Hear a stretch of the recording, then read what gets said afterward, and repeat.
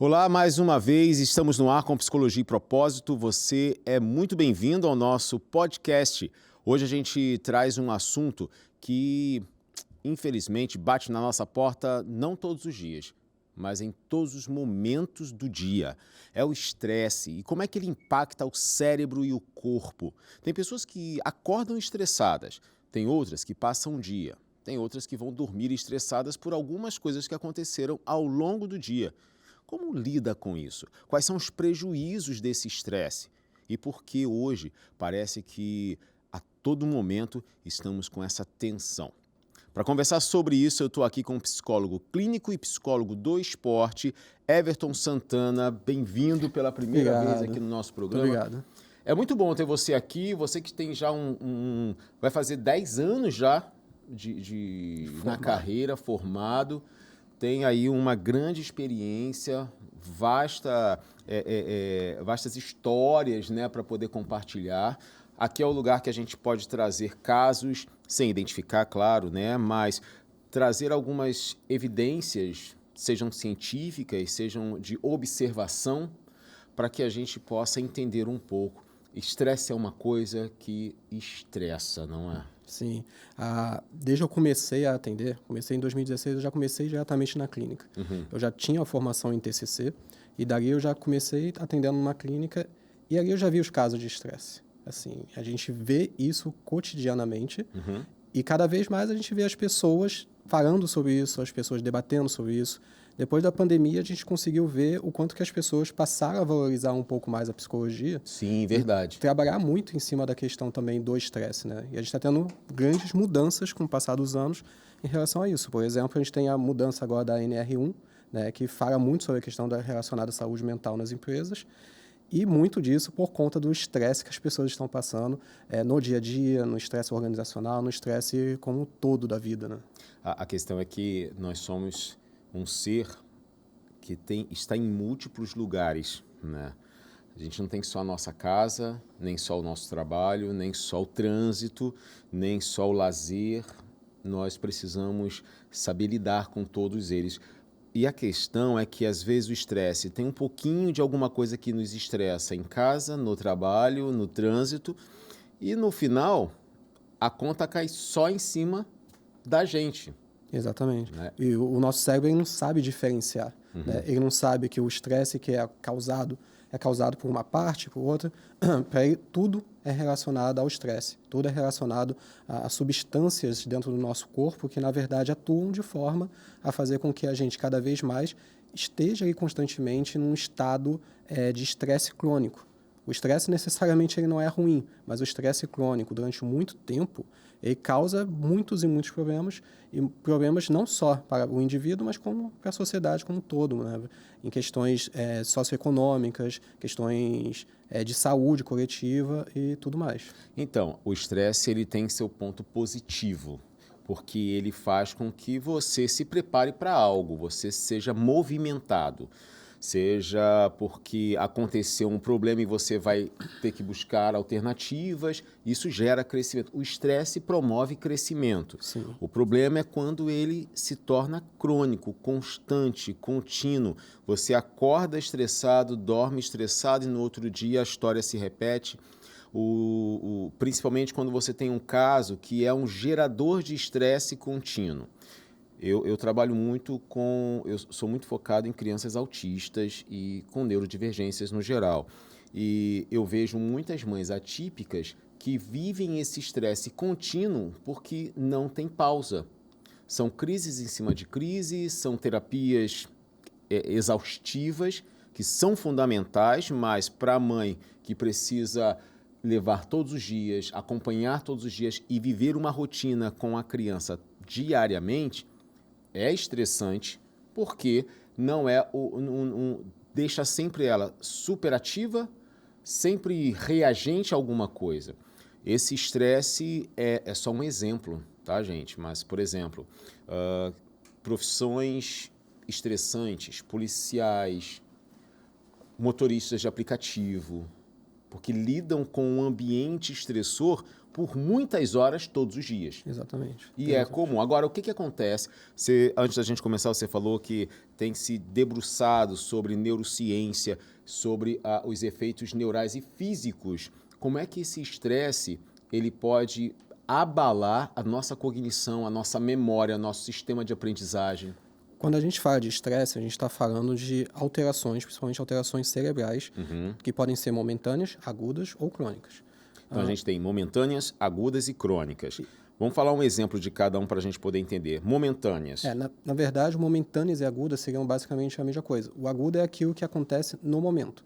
Ou seja, eu estou passando por uma situação e o meu corpo vai reagir de um determinado jeito. Eu estou andando na rua, tem uma troca de tiros que eu ouço. Exatamente. É um estresse momentâneo e agudo. Isso, exatamente. Porque a gente está o tempo todo preparado para determinadas situações. Quando a gente... Não, mas aqui no Rio a gente não fica preparado para essa coisa de troca de tiros, porque aqui não existe isso. E isso que é curioso, porque a gente passou por um período de habituação, eu falo isso muito com meus pacientes. Se a gente parasse para pensar, vendo as notícias que a gente vê cotidianamente, a gente não iria sair de casa. A gente nunca quer sair para essa violência toda que é exposta. Mas você vê violência no Rio?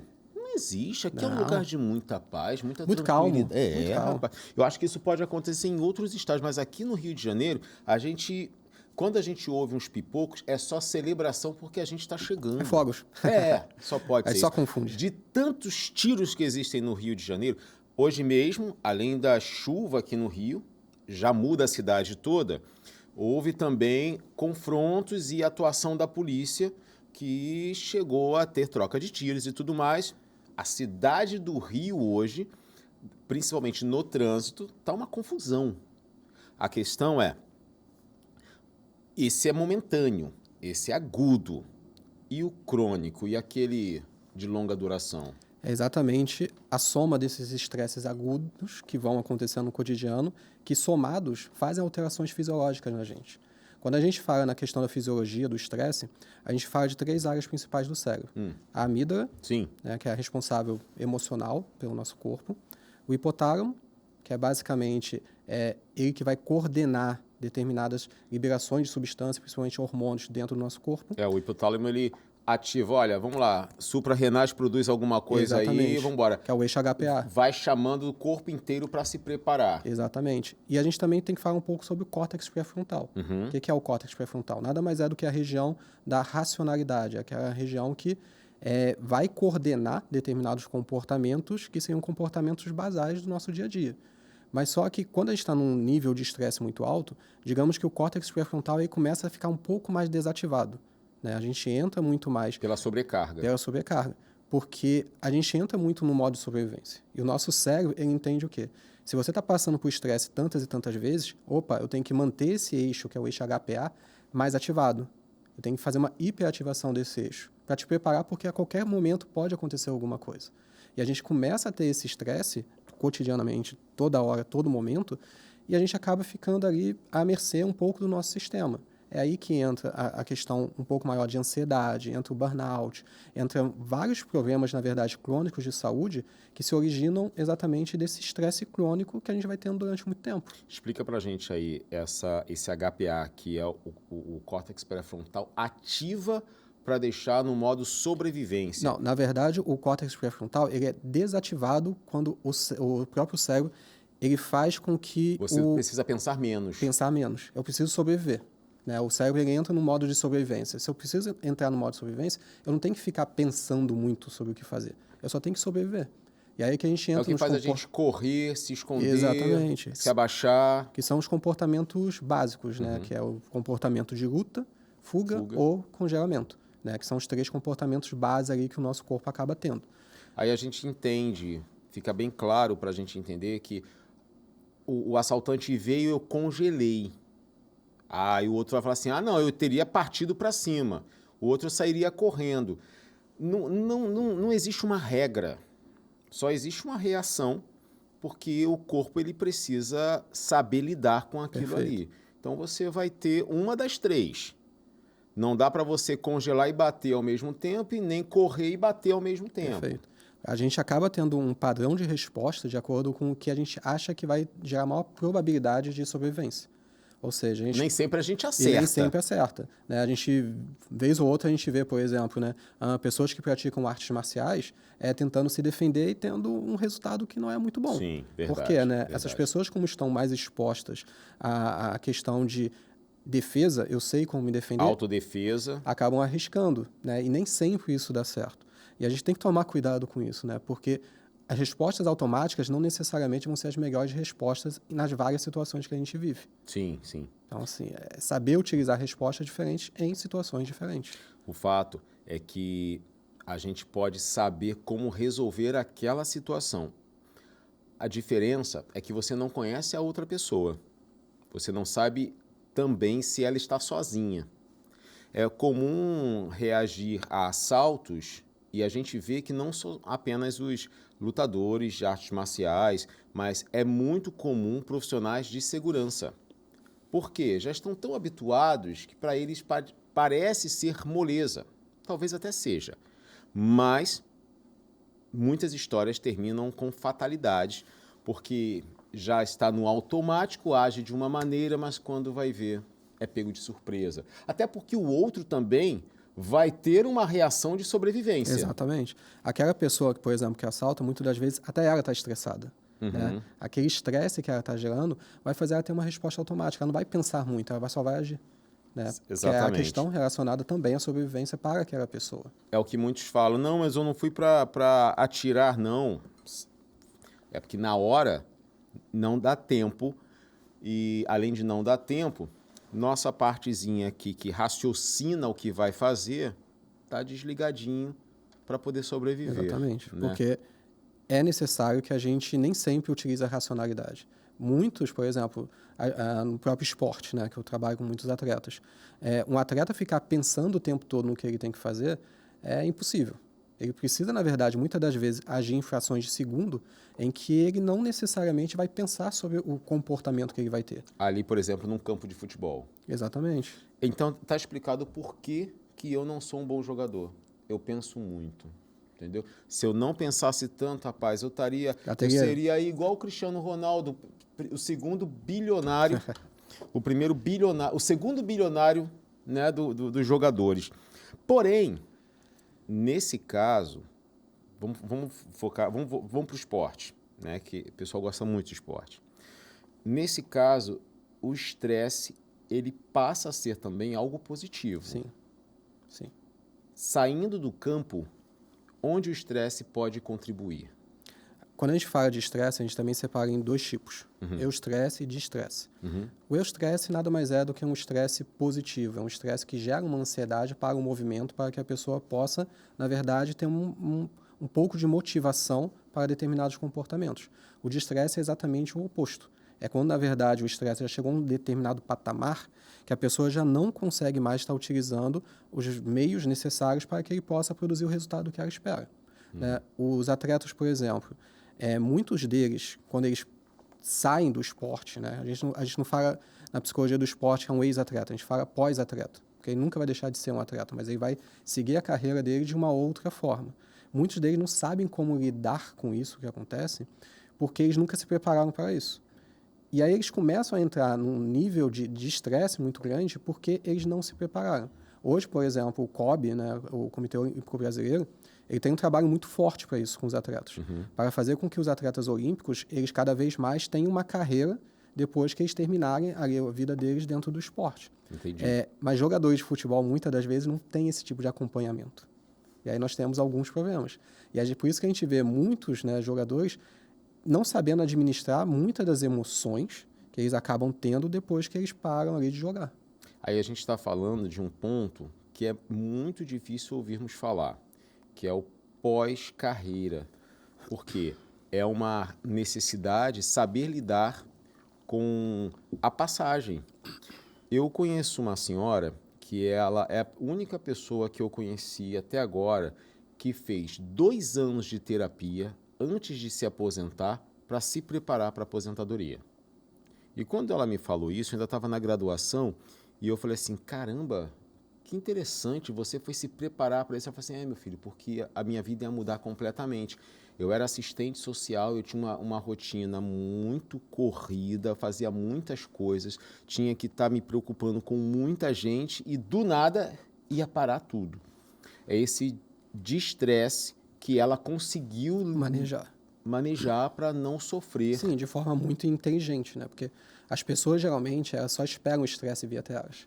Elas não se previnem, preparam né? para aquilo daí que vai acontecer. E muitas das vezes a gente sabe que vai. Mas só que a gente, num meio de procrastinação também, a gente vai deixando um estresse que a gente poderia viver hoje, mas que ainda é um estresse controlável, para ser um estresse que a gente vai ter lá na frente. Mas aí já tem acumulado algum nível de estresse anterior. Sim. Então, a gente precisa, na verdade, lidar com os estresses que vão aparecendo no nosso dia a dia, ao invés de procrastinar eles, para que eles não se acumulem, porque eles vão se acumular. Quantas pessoas, né, não, por exemplo, não, vou estudar de véspera. Isso é furada. Ou seja, a pessoa já acumulou o estresse ali de ter que se preparar para uma prova no dia seguinte. Não consegue gravar e fica mais estressado. Exatamente. Tem outras matérias que vai ter que estudar junto. Então, assim, procrastinar, por mais que seja uma forma de regulação emocional, é uma regulação emocional disfuncional. Mas muitas vezes a gente causa os nossos próprios estresses, né? Não só procrastinando, mas a gente parece que... Eu vou falar a gente, né? Porque eu vou englobar aí o máximo de pessoas possível. A gente às vezes vai atrás de alguns problemas, né? Coisas que poderiam...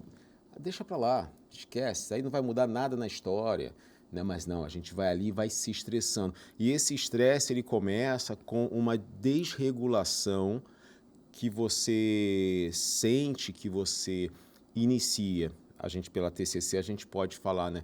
Por um pensamento disfuncional, por uma análise, por uma avaliação que você faz de si, do outro, do mundo e do futuro, que mexe com você e faz você, não posso dar mole, eu não posso ser trouxa, né?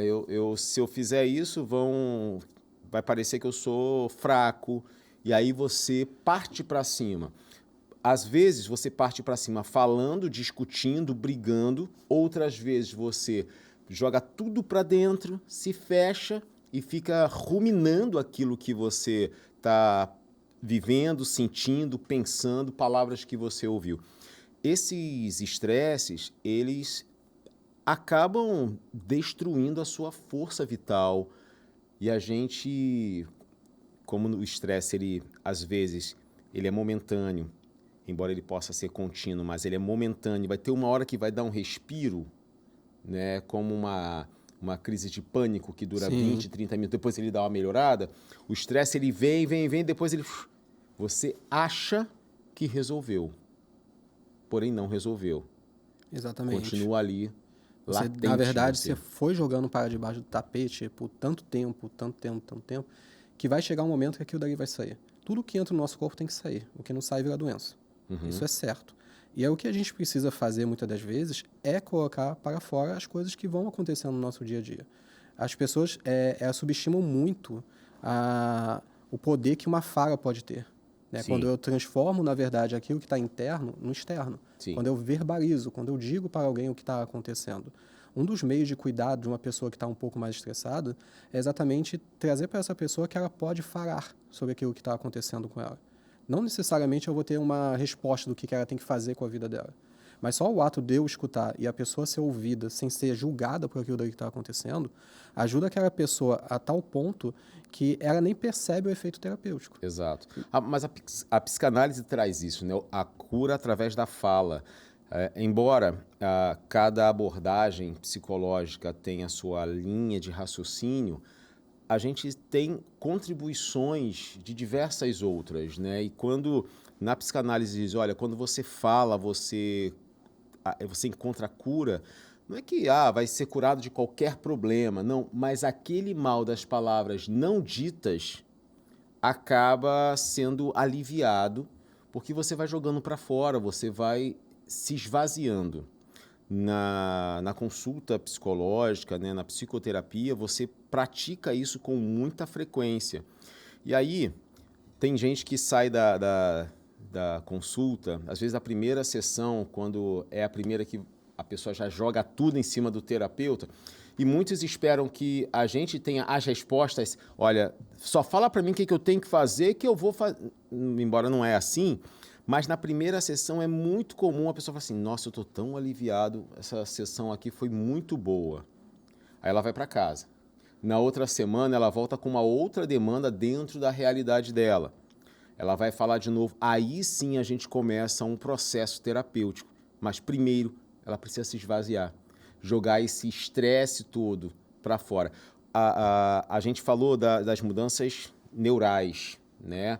Da amígdala, do hipotálamo, do córtex pré-frontal que é desativado.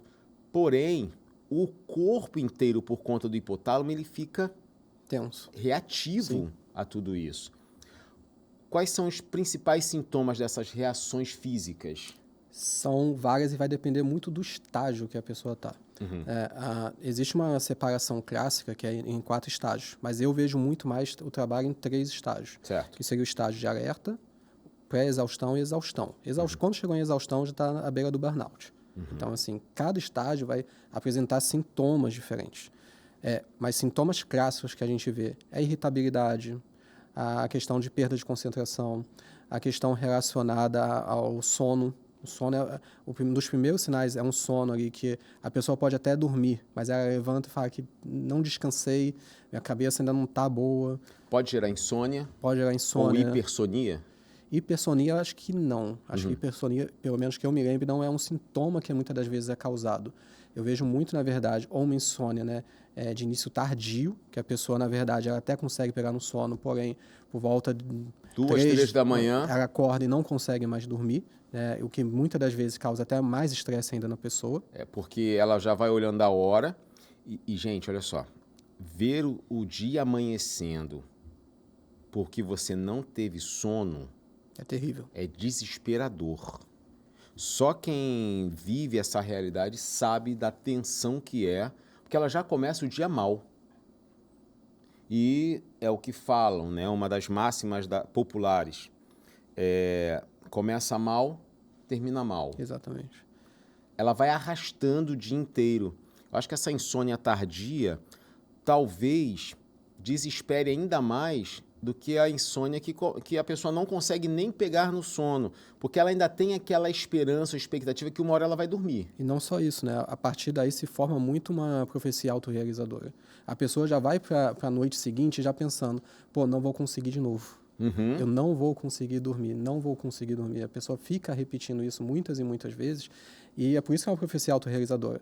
Porque ela não vê que ela vai disparar um mecanismo de ansiedade, principalmente a liberação de cortisol, fazendo com que ela, de fato, ela não vai dormir. Que vai impedir a produção e liberação da melanina, da melatonina. Isso, a melatonina. Eles são basicamente hormônios opostos. Né? Sim, mas quando você tem um, você acaba tendo baixa de outro. Isso, ele diminui. O cortisol, ele tem um ciclo natural. Né? Durante a manhã, é natural que a gente tenha maior produção de cortisol. Para acordar, né? Exatamente, para ficar desperto. E ele vai diminuindo por volta de 2, 3 horas da tarde, aí começa uma diminuição, até ele entrar nos níveis que a melatonina consiga compensar e entre na questão relacionada ao sono. Aí você vê, né? O nosso corpo é extremamente inteligente. E é automático isso. Sim. Por isso que não é vantajoso e não é saudável trocar o dia pela noite. Porque, não, mas olha, eu estou dormindo agora, o meu corpo vai se adaptar. Não, tem toda uma questão ambiental que influencia isso. Aí você tem um nível de cortisol que é para você acordar, que vai até 2 da tarde. Deu 2 da tarde, ele começa a diminuir e a melatonina começa a aumentar. Para você o quê? Começar a relaxar alguns órgãos, teu corpo, tua mente, já se preparando para dormir. Aí você fica ansioso e a ansiedade libera cortisol. Perfeito. Com mais cortisol, a melatonina vai dar uma... Espera aí, tem muito. Não dá. É como se fosse água e óleo. Exatamente. Não se misturam. O ciclo ele acaba ficando totalmente defasado. Né? Um ciclo de um equilíbrio que o nosso corpo precisa de substâncias que, na verdade, iriam regular a questão do sono. Eu tô com a minha filha agora recém-nascida, né? Vai fazer mesmo? um mês. Que legal, parabéns. Qual é o nome dela? Obrigado. Liana. Liana? Isso. Parabéns. E aí a gente tá exatamente na luta de ensinar ela o que é dia e o que é noite. Porque não sabe. Um bebê recém-nascido, ele não sabe o que é dia e o que é noite. Porque ele estava no escurinho, 9 meses. Exatamente. Cara, confortável. Mas essa mudança que a gente está tentando fazer nada mais é do que regular o ciclo da melatonina e do cortisol. Que é o natural. Exatamente. E se não regular agora, cada vez que passar, cada tempo a mais, vai ser mais difícil. Sim. Porque agora com o mês, a gente já sabe aqui, já falamos aqui no podcast, que quanto mais novinho, a neuroplasticidade, a adaptação, o aprendizado é mais eficiente, mais rápido, mais firme. A criança consegue se adaptar muito mais rápido do que, não, mas daí tá trocando dia pela noite. Aí faz 3 anos, 4 anos... Se torna um hábito, se torna um mecanismo cerebral que é muito mais difícil de mudar lá na frente. Um negócio de louco, gente. Uma coisa que é tão tranquilo, tá num ambiente tão bom, mas a pessoa tá estressada. Porque nem sempre o motivo estressor está no ambiente que a pessoa está. Às vezes só está nela, com ela. Né? É aquilo que ela não para de pensar, é aquilo que ela não para de ruminar, de sofrer e fica sob uma tensão. E tem pessoas que estão estressadas que você percebe quando olha para elas. Né? O semblante da pessoa muda. A gente falou sobre as reações físicas, né? Além da cognitiva, mas das reações físicas, do aumento de cortisol, de tudo isso. Mas o semblante da pessoa muda quando está estressada. É porque, na verdade, o corpo ele vai denunciar o sintoma. Né? Uhum. O Antônio Damasio, ele fala muito sobre isso nos livros dele, né? Por exemplo, aquele Erro de Descartes. Uhum. É um livro muito interessante porque ele traz uma perspectiva de mudança da ideia de mente e corpo. Porque, na verdade, não existe uma mente sem um corpo, não existe um corpo sem uma mente. Verdade. E quando a gente, na verdade, começa a olhar o paciente, começa a olhar as pessoas dessa forma, a gente começa a entender que o corpo vai falar muito sobre o que a mente está passando. Sim. Mas não necessariamente também a pessoa vai querer expor isso pra gente. E a gente tem que ficar tentando adivinhar. E um problema é que nessa coisa de tentativa e erro, a gente vai mais errar do que acertar. E até lá a gente já gerou mais estresse para essa pessoa. Eu vejo muito isso, por exemplo, eu atendo casal também. E é clássico nos casais a pessoa ali, esperar que a outra venha a corresponder a determinadas expectativas dela. Mas essa pessoa só vai conseguir corresponder a essas expectativas se ela falar sobre essas expectativas. Se ela souber do que você espera de mim. Exatamente. E o estresse também tem a ver com isso. Eu posso te ajudar, mas você precisa me dizer o que está acontecendo. Você precisa falar para mim o que está acontecendo. Agora, é comum esse estresse estar sempre envolvido com outra pessoa. Mas também, às vezes, é com um sistema, A gente viveu aí com a pandemia da Covid-19, que não era com uma pessoa, mas era com o vírus. E a gente viveu estressado porque não tinha controle. Podemos avaliar que o estresse ele é ativado quando eu perco o controle de alguma coisa e aí eu estou totalmente jogado na mão de alguém. Eu diria isso e mais uma outra coisa que é a perda de prazer. Uhum. Né? Isso, por exemplo, são características até de um estresse maior, que seria o burnout. Sim. Que o burnout ele se caracteriza muito quando a pessoa está num nível de estresse muito grande e ela não encontra mais sentido naquilo que ela está fazendo. Quando a pessoa não encontra mais sentido, ela começa a entrar num nível de estresse que beira o colapso total do corpo.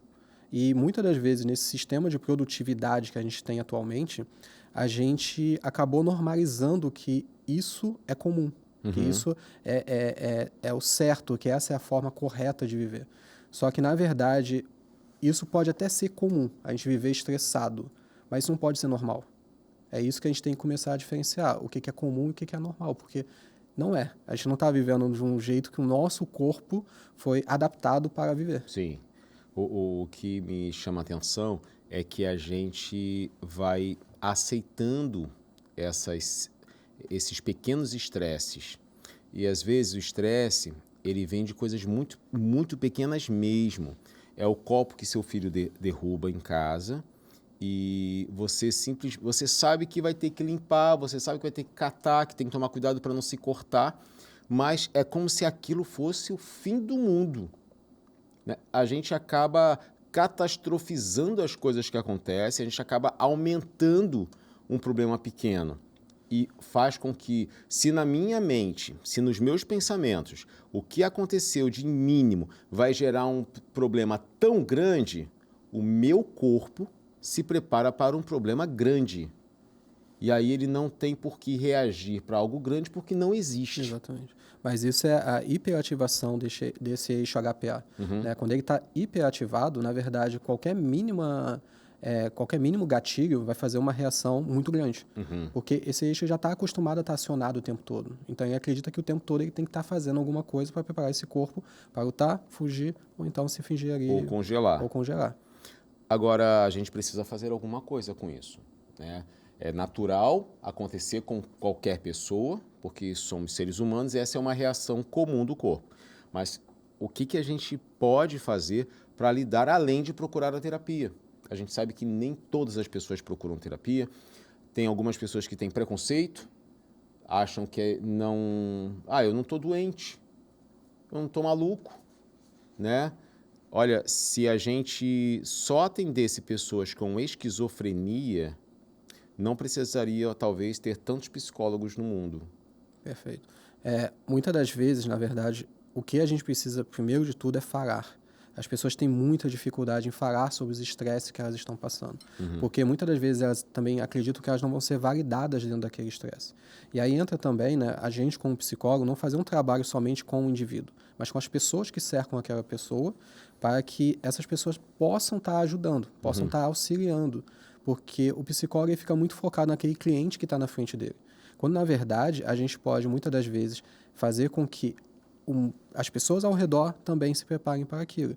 E eu, como, por exemplo, uma pessoa que está passando por um estresse muito grande, também posso trazer para as pessoas o que eu preciso delas. Né? Foi aquilo que a gente conversou sobre falar o que eu preciso, ao invés de ficar esperando que as pessoas venham até mim. Certo.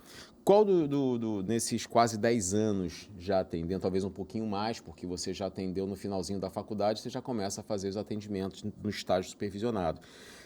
Qual dos estresses que chegaram no seu setting terapêutico que mais chamou sua atenção? De todos, se eu não me engano, foi assim, uma coisa curiosa que a gente percebe que quanto mais dinheiro a pessoa ganha na vida, mais estressada essa pessoa se torna.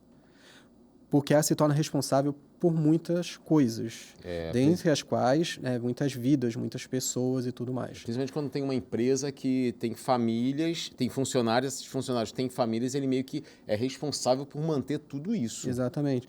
E essas pessoas, muitas das vezes, vão ser aquelas pessoas que acreditam que precisam trabalhar 24 por 24. Elas não descansam, elas não se permitem, né?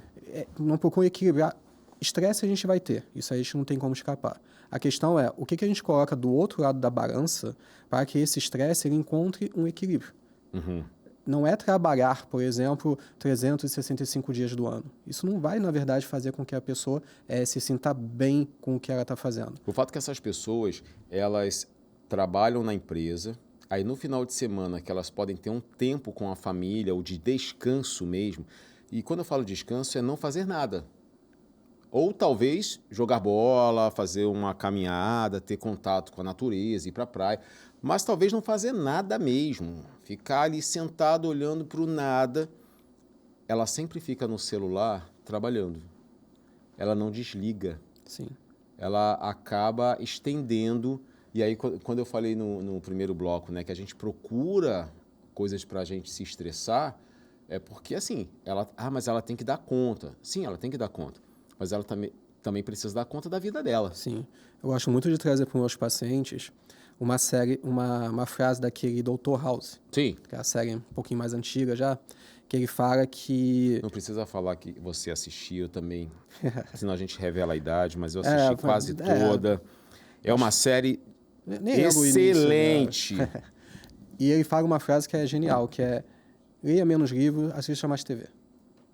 Se permita se desconectar, não seja aquela pessoa que está o tempo todo conectada naquilo dali que você faz profissionalmente, naquilo dali que você torna como uma coisa necessária para a sua sobrevivência. Sua sobrevivência não necessita daquilo. E a grande diferença entre sobreviver e viver é exatamente que viver não traz uma obrigação. Sobreviver, sim, você tem que sobreviver, você tem que ter uma sobrevida, mas você precisa, na verdade, viver. E assim, as pessoas têm dá uma importância para aquilo que conquista. Então, você precisa sempre fazer o seu tempo valer a pena. Tem gente que não gosta de dormir, porque acha que está perdendo tempo.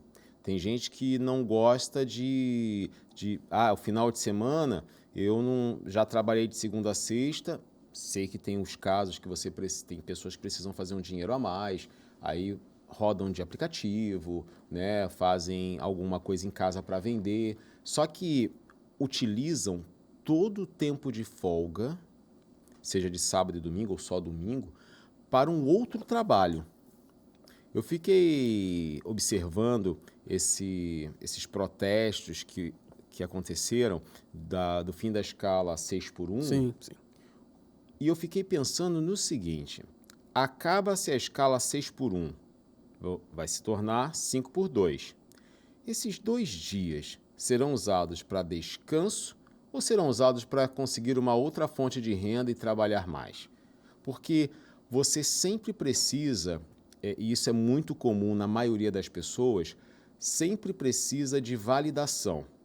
E essa validação, hoje em dia, não é pela família que você constrói, como na década de 40. Hoje é a validação de o que você tem e quanto você tem, quantos cursos você fez. Eu observo que hoje você não pode simplesmente gostar de correr. Eu gosto de correr na rua. Não. Hoje você precisa correr uma maratona.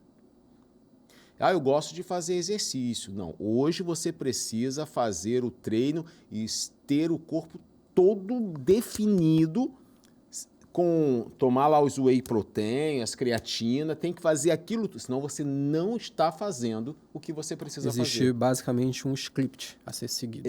E não existe mais eu corro porque eu gosto de correr. Sim. Mas qual é o seu pace? Quanto tempo você faz 1 quilômetro?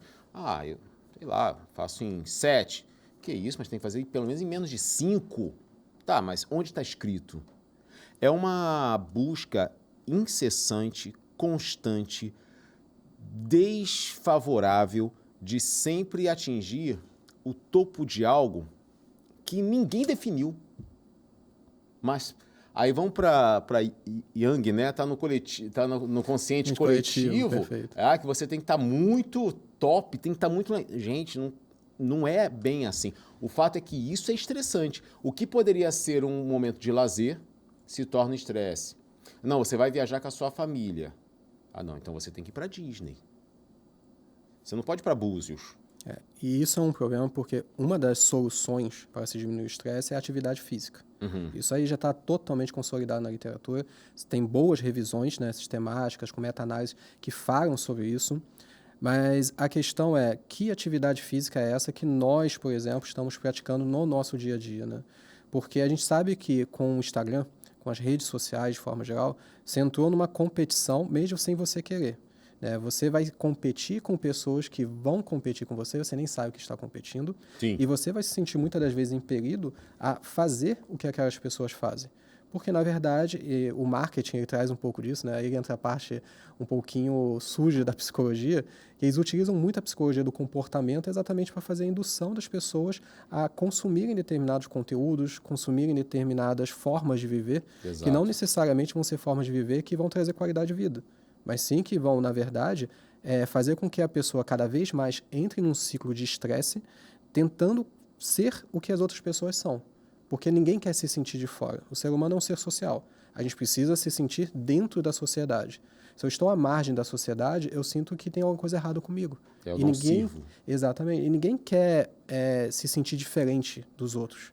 E aí a gente vai entrando nesse loop em que muito do marketing digital utiliza para fazer a gente continuar consumindo, quando na verdade talvez não seja isso que a gente precisa. A gente precisa parar, estar com as pessoas que a gente ama, viver o momento, o aqui e agora, para que a gente possa exatamente encontrar um pouco mais de paz. Não vou nem dizer felicidade, mas às vezes a paz é muito mais importante do que a felicidade em si. Essa busca cansativa, ela faz você perder as coisas importantes que estão em volta, né? Eu nunca vi ninguém num leito de hospital, sabendo que o tempo está chegando, tá se finalizando, pedir os seguidores de Instagram, diplomas, os passaportes de viagem, as contas bancárias. Não, elas só querem a família. Elas querem as pessoas que ela ama e que sabe que amam ela. Que a amam. A amam a ponto de deixar tudo de lado para estar ali com ela. Que a amam independente de quantos currículos ela tem, de quantas empresas ela tem, de quanto dinheiro ela tem.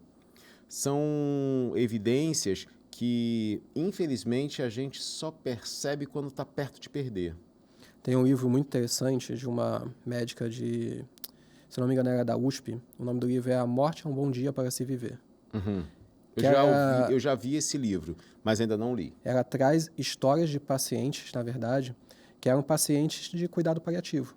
A medicina já não tinha mais o que fazer com aquelas pessoas, né? E aquelas pessoas estavam ali sabendo o que iria acontecer nas próximas semanas ou meses.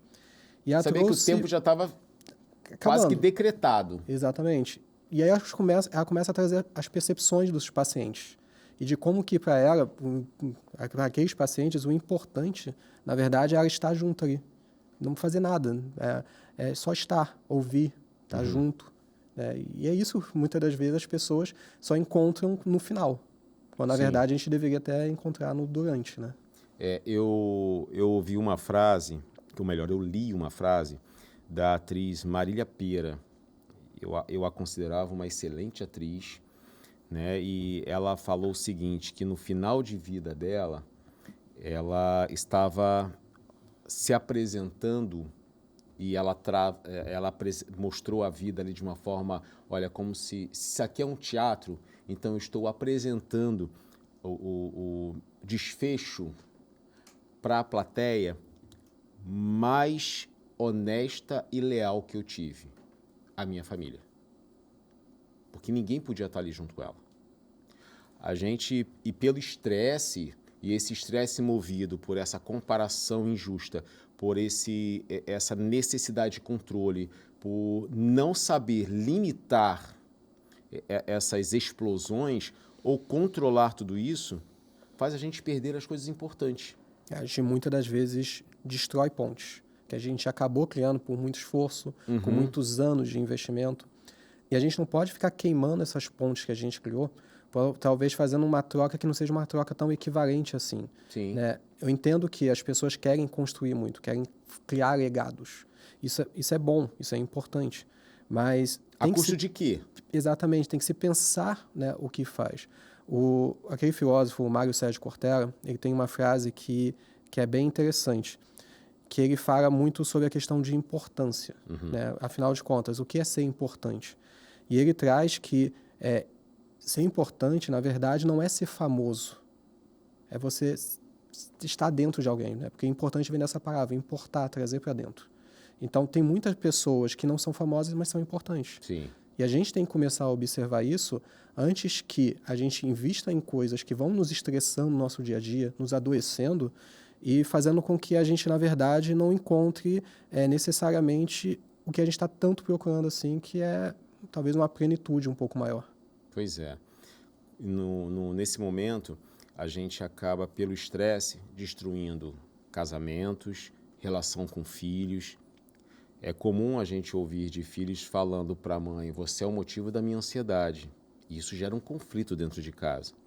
É comum a gente ver marido e mulher se separando porque o estresse chegou a um ponto, aquele destresse, que acabou. Não tem mais comunicação. E aí a gente precisa saber lidar com isso. Como? Estratégias de respiração, atividade física, mas para os pequenos momentos que são pequenos gatilhos de estresse. A aceitação é uma ferramenta? Talvez a mais importante de todas, né? Eu trabalho com diversos pacientes que têm transtorno de pânico, por exemplo, crises de ansiedade. E uma das primeiras tarefas que a gente tem é fazer com que eles aceitem exatamente a ansiedade, que eles não fiquem tentando lutar contra. Porque, na verdade, quanto mais eles tentam afastar aquilo, menos eles conseguem, na verdade, dialogar com essa ansiedade. A ansiedade não é ruim. né? A gente tem um mito na sociedade atual de que a ansiedade é uma coisa péssima. Mas a ansiedade é só ansiedade, é uma emoção como qualquer outra. E que está em todo mundo, gente. Falamos já isso várias vezes aqui, porque assim como você sente alegria, medo, tristeza, raiva, a ansiedade está ali junto. E aceitar a ansiedade, na verdade, é deixar ela vir e pensar um pouco sobre ela. Se a gente tem o eixo HPA ligado, a gente vai ter um córtex pré-frontal um pouco mais desligado. Sim. Quando a gente forçadamente começa a pensar sobre o que a gente sente, a gente começa a desativar o eixo HPA e ativar novamente o córtex pré-frontal. É quase que liga um, desliga o outro. Exatamente. Né? E a partir disso a gente consegue não ter controle maior sobre a ansiedade, mas conviver com ela. Aí não tem como acabar com a ansiedade. Exatamente. Porque ela faz parte do ser humano. A diferença, gente, é quando ela se torna um transtorno de ansiedade generalizada. Aí sim é um problema. Sim. Mas a ansiedade por si só, não. De jeito nenhum. A gente tem opinião sobre tudo. A gente vai julgar tudo. A gente vai julgar até nossas próprias emoções. Eu vou julgar se a minha tristeza é boa ou ruim. Eu vou julgar se a minha alegria é certo ou errado. Eu vou julgar se a ansiedade é boa ou é adaptativa ou desadaptativa. E a partir desses julgamentos, que na verdade a gente deveria aprender a suspender um pouco, é que a gente não vai conseguir ver com clareza o que aquilo de fato é. A ansiedade quer te dizer alguma coisa. A ansiedade pode estar te dizendo, você está trabalhando muito. Acorda, você tem que passar mais tempo com seu filho, com a sua esposa, você tem que praticar mais atividade física. Só que a gente vê aquilo como uma coisa tão ruim que a gente tem que afastar, que a ansiedade nunca vai cumprir o papel dela, que é avisar. Esse do afastar, às vezes, é negar que sente aquilo. E aí vem muito interessante a questão de você aceitar. Aceita que você está ansioso. Aceita que você está estressado. Porque é como um pensamento. Se nós pensarmos nas pirâmides do Egito, muitos vão já imaginar a pirâmide do Egito, aquela esfinge e tudo mais. Alguns vão até fazer uma imaginação deslumbrante. E todas as vezes que você fala assim, eu não posso pensar na pirâmide, eu não posso pensar na pirâmide, eu tenho que parar de pensar na pirâmide, cada vez você pensa mais na pirâmide. Exatamente. O cérebro ele não vai fazer aquela leitura do não pensar. Ele só vai pensar.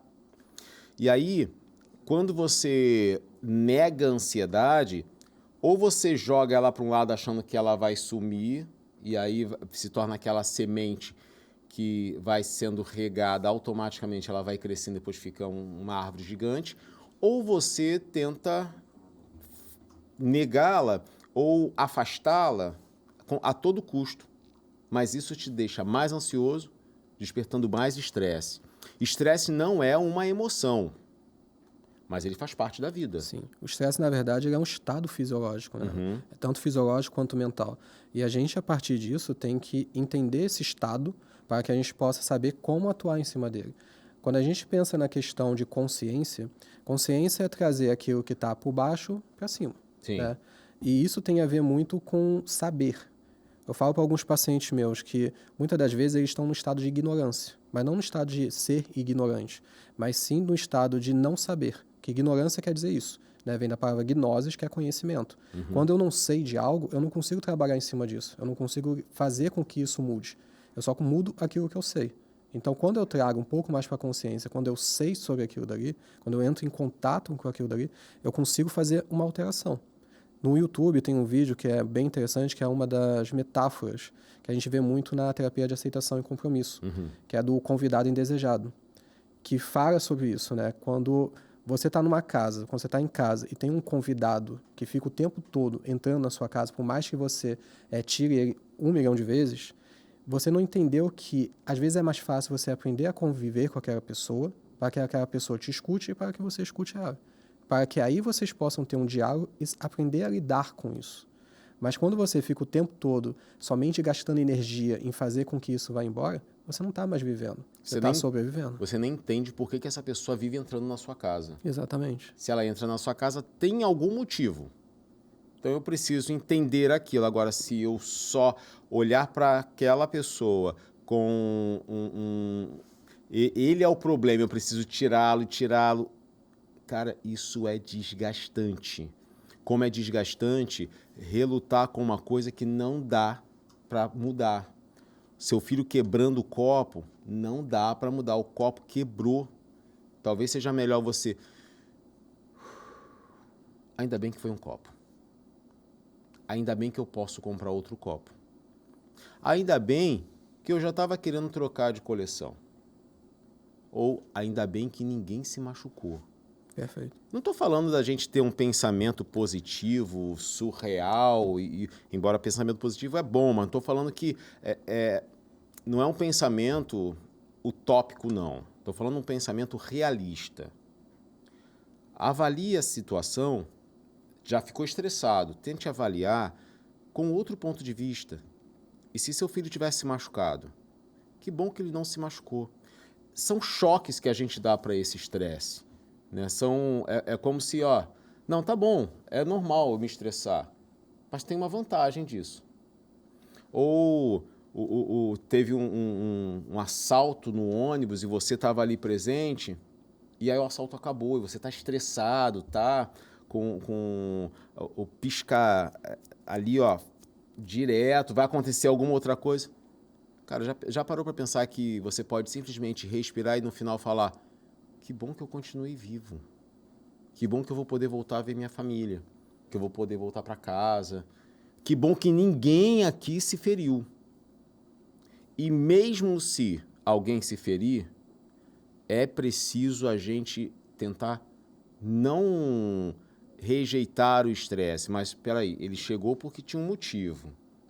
E eu preciso aprender com esse motivo e tirar um bom proveito, porque senão eu vou ficar travado. O estresse, né, como a gente até falou antes, ele visa a sobrevivência. O estresse, ele quer fazer com que a gente possa passar aquela situação da melhor forma possível. Sim. Então, aceitar ele, na verdade, é também fazer com que esse eixo HPA ele comece a se regular um pouco mais. Uhum.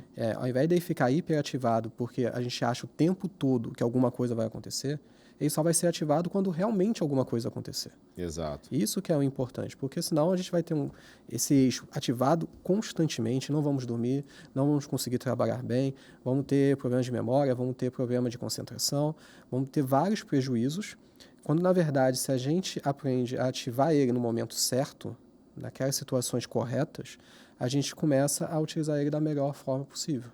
Tá aí. Esse é Everton Santana, nosso convidado de hoje. Everton, muito obrigado pelo nosso momento aqui, pela sua vinda.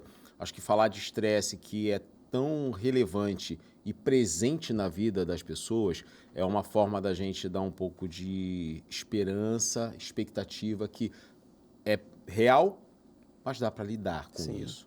Né? Quem quiser procurar você, seguir você nas redes sociais, procurar para fazer um atendimento com você, como é que faz? Podem me procurar na minha rede, né, Everton Santana PC. Também tem o meu e-mail, evertonpoubel@gmail.com. Podem me seguir, podem mandar e-mail também se tiverem alguma dúvida, que eu vou responder com o maior prazer e fico à disposição para podermos ter algumas conversas. Perfeito. Everton, obrigado, sucesso, parabéns pela filha. Obrigado. Muita saúde para você, para ela, para sua esposa também. Que Deus abençoe muito vocês. Muito obrigado. E você de casa que acompanha a Psicologia a Propósito nas redes sociais, continua, fica por dentro, porque a gente sempre posta bastidores, informações, tudo dos nossos programas. E você que me acompanha no Instagram, Anderson Nascimento Oficial, saiba que todos os dias tem o Boletim Divergência, onde eu falo sobre as neurodivergências, TEA, TDAH, TOD, DI. E agora, recentemente, está lá Caso de Terapia. Talvez o caso seja bem parecido com o seu. Acompanha lá que você vai curtir. Obrigado pela sua companhia de hoje. Foi um prazer ter você aqui com a gente no Psicologia. Esse agora foi mais um Psicologia e Propósito. Tchau!